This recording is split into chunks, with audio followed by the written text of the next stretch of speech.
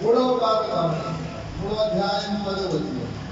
మూడో అధ్యాయం 10వ వచనం గమనించాలి.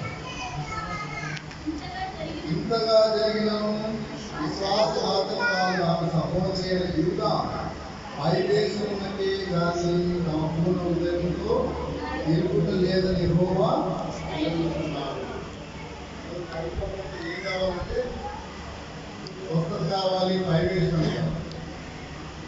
పైవేషం కాదు. యేసులో యెహోవా దేవుడు ఏమంటున్నాడంటే పూర్ణ హృదయంతో నా యుద్ధకు రావాలి. యేసుక్రీస్తు శిష్యులు అడిగారు, ఏమడిగారు? ఒక ప్రశ్న వేశారు. ప్రభువా, ధర్మశాస్త్రంలో ప్రాముఖ్యమైన ఆజ్ఞలు ఏంటి అంటే ఏం చెప్పాడు? యేసు ఏం చెప్పాడు? ధర్మశాస్త్రంలో ప్రాముఖ్యమైన ఆజ్ఞ ఏం చెప్పాడు? యేసు ఈ దేవుడైన యెహోవాను చెప్పాడు. ఈ దేవుడైన యెహోవాను పూర్ణ హృదయముతో పూర్ణాత్మతో ఆయనను ప్రేమించాలి. రెండోది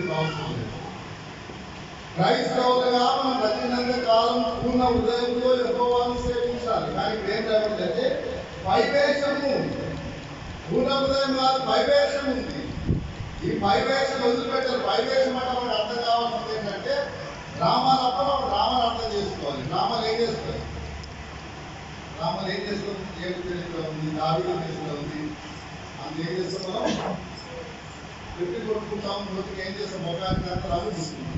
తర్వాత మళ్ళీ ఏమైతే యాక్షన్ కాగానే రంగు ఇది పైవేషం. క్రైస్తవ జీవితాలలో పైవేషం కాదు, సంపూర్ణంగా దేవుని వైపు తిరగాలని దేవుని కోరిక. వాళ్ళు సంపూర్ణంగా దేవుని వైపు తిరిగి కనుక వారికి ఏమైందంటే ఆ యొక్క దేశంలో ప్రజల స్వస్థత లేకున్నప్పుడు 4వ చెప్పినట్టు 7వ అధ్యాయం 3వ వచనం. 7వ అధ్యాయం 3వ వచనం.